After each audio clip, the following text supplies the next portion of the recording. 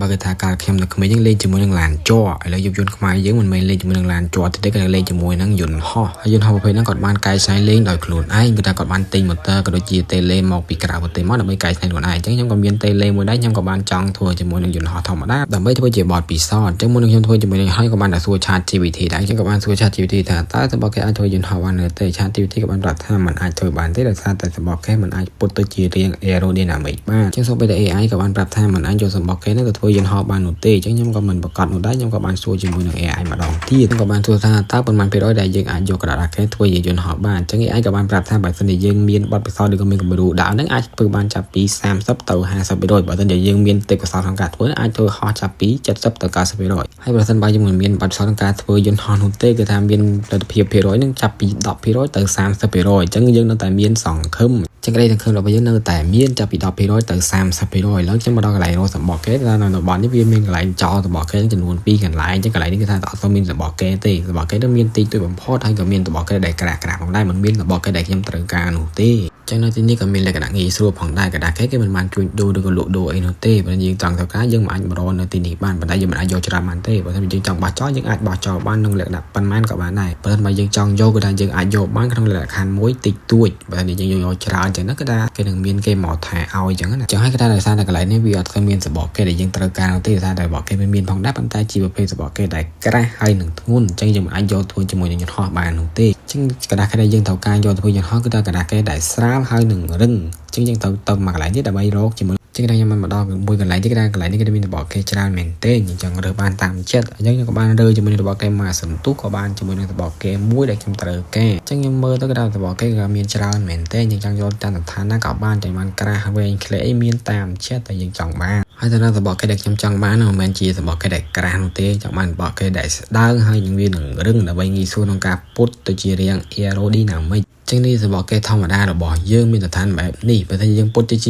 រាង aerodynamic វានឹងពុតវានឹងបត់ដូចនេះដូចស្ថានដែលខ្ញុំបានបង្ហាញនៅក្នុងវីដេអូអញ្ចឹងហើយរាង aerodynamic ចឹងមានស្ថានបែបនេះប្រៀបដូចជាដំណក់ទឹកផ្ដេកអញ្ចឹងបើតែយើងមានចង់ពុតវាទៅជារាង aerodynamic ចឹងយើងត្រូវតែមានបច្ចេកទេសមួយចំនួនហើយនេះខ្ញុំក៏បានយកសម្បកគេហ្នឹងមកដល់ផ្ទះហើយចំណែកយន្តហោះដែលខ្ញុំចង់ធ្វើហ្នឹងគឺថាមានរាងបែបនេះចឹងដោយសារយន្តហោះហ្នឹងខ្ញុំធ្វើជាលើកដំបូងខ្ញុំយករឿងយន្តហោះដែលងាយស្រួលក្នុងការធ្វើហើយខ្ញុំពិតជាសរសើរខ្លាំងមែនទេដែលតែបងប្អូនខ្មែររបស់យើងគាត់អាចធ្វើជាមួយនឹងយន្តហោះលេងបានខ្លួនឯងហើយគាត់ក្មេងៗក៏មានបទពិសោធន៍ខ្លាំងមែនទែនចឹងនេះគឺសម្បកគេដែលយើងបានយកមកមិននឹងជាសម្បកគេស្អីនោះទេយើងក៏បានយកសម្បកគេមកដើម្បីកាត់យកធ្វើជាយន្តហោះរបស់យើងតែម្ដងចឹងថាយន្តហោះដែលខ្ញុំមានកម្រងការធ្វើជាប្រភេទយន្តហោះធម្មតាមិនមែនជាប្រភេទយន្តហោះចម្បាំងដូចបងប្អូនខ្មែរយើងធ្វើនៅដើមវីដេអូនោះទេចឹងវាមានលក្ខណៈងាយស្រួលធ្វើជាងយន្តហោះដែលគាត់បានធ្វើនោះចឹងខ្ញុំក៏បានធ្វើការកាត់ជាមួយនឹងសម្បកគេរបស់យើងធម្មតាមកដោយសារតែសម្បកគេហ្នឹងគឺថាវាលក្ខណៈស្ដើងដែរងាយស្រួលក្នុងការកាត់ចឹងហើយវាមានផ្នែកមួយផ្នែកខាងក្រៅហ្នឹងគឺថាក្រាស់ហើយមួយផ្នែកខាងក្នុងហ្នឹងគឺថាវាស្ដើងចឹងយើងងាយស្រួលក្នុងការធ្វើខ្លាំងមែនទេរៀង aerodynamic បើថាយកសម្បកគេធម្មតាមកពុតហ្នឹងវានឹងបត់វានឹងបាក់សម្បកគេយើងតែម្ដងចឹងដើម្បីពុតរៀង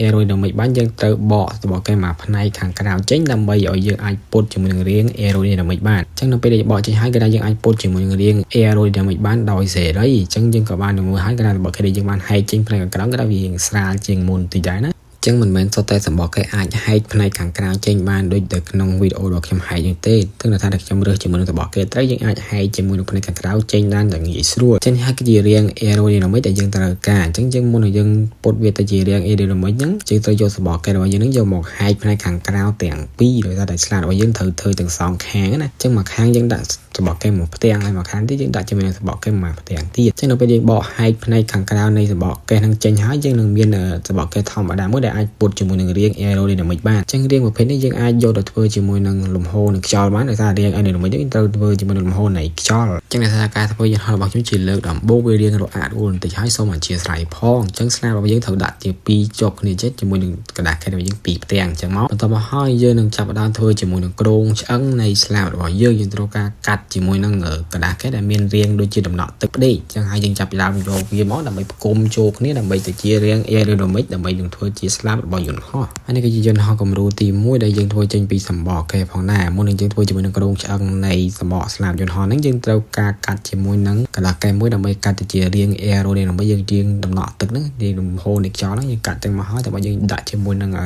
ងស្លាបរបស់យើងមកដើម្បីឲ្យចេញជាទៅរាង aerodynamic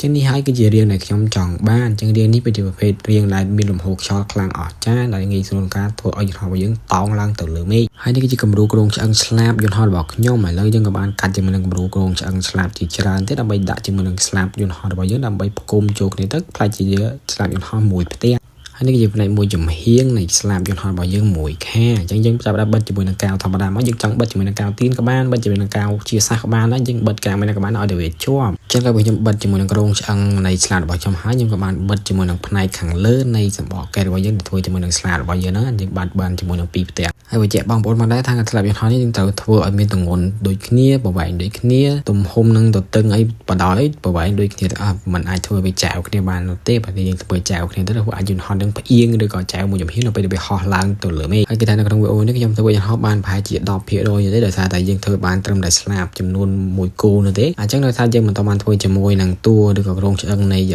ស្លាបយន្តហោះឬក៏តួយន្តហោះនោះទេអញ្ចឹងយើងគ្រាន់តែធ្វើបានប្រហែលជា 10% អញ្ចឹងនេះក្រោយពេលដែលខ្ញុំបានបិទជាមួយនឹងគ្រោងឆ្អឹងនៃស្លាបរបស់យើងហើយគេថាយើងទទួលបានរាងស្លាបរបស់យន្តហោះដែលមានរាង aerodynamic ដែលយើងចង់បាននេះមួយទៀតដែលខ្ញុំបានបិទហើយប៉ុន្តែវារាងចែវបន្តិចដើម្បីយើងកោះហើយខ្ញុំក៏បានកោះវាសាថ្មីដើម្បីសេរីវាឲ្យវាត្រង់ឡើងវិញដើម្បីយើងអាចហោះទៅដើម្បីដែលយើងហោះឡើងទៅមេឃទៅវាអាចនឹងធ្វើឲ្យយើងងាយស្រួលក្នុងការបង្ហោះអញ្ចឹងណាបើយើងចែវអញ្ចឹងទៅវាអាចធ្វើឲ្យយន្តហោះរបស់យើងផ្អៀងឬក៏វិមួយចំហៀងអញ្ចឹងទៅអញ្ចឹងយើងបានបិទជាមួយនឹងស្លាបរបស់យន្តហោះបានហើយប៉ុន្តែយើងនៅខ្វះធ្វើចកូតជាមួយនឹងចកូតយន្តហោះណាអានេះគ្រាន់តែជាតួនៃស្លាបយន្តហោះទេតែយើងត្រូវធ្វើចកូតយន្តហោះទៀតអញ្ចឹងចកូតវានៅក្រោមនេះហើយចកូតយន្តហោះរបស់យើងហ្នឹងគឺតែយើងធ្វើទៅខាងក្រោយនៅពេលដែលចកូតវាចុះក្រោមចេះធ្វើឲ្យយន្តហោះរបស់យើងហ្នឹងហោះឡើងទៅលើមេឃហើយនៅពេលដែលស្លាបរបស់វាឡើងទៅលើខាងលើចេះធ្វើឲ្យយន្តហោះរបស់យើងងាកចុះមកក្រោមនៅពេលដែលវាស្មើចេះវាអាចធ្វើឲ្យយន្តហោះរបស់យើងហោះស្មើឡើងទៅលើអញ្ចឹងណាអញ្ចឹងខ្ញុំបានបិទជាមួយនឹងចកូតស្លាបយន្តហោះរបស់យើងរួចហើយអញ្ចឹងយន្តហោះរបស់យើងក៏ថាយើងបានស្លាបចំនួន1គូអញ្ចឹងស្លាបនេះយើងមិនទាន់ធ្វើជាការបានទេយើងត្រូវពាក់ជាមួយនឹង servo នៅទីចឹងនេះគ្រាន់តែជាគ្រោងនៃស្លាបយន្តហោះរបស់យើងទេយើងមិនទាន់បំពាក់ជាមួយនឹង servo ក៏ដូចជាបំពាក់ជាមួយនឹងដែកឆ្អឹងនៃ servo នោះទេអញ្ចឹងនៅពេលដែលយើងបញ្ជាយន្តហោះគឺថាស្លាបរបស់យន្តហោះវាអាចបញ្ជាឲ្យយន្តហោះឡើងលើនិងចុះក្រោមងាកឆ្វេងស្ដាំបានចឹងនេះគឺជាផាតមួយដែលខ្ញុំធ្វើជាមួយនឹងគំរូនៃស្លាបយន្តហោះចឹងជួយតាមដានអ្នកគ្នានៅផាត2ផាត3បន្តទៀតបាទសូមអរគុណច្រើន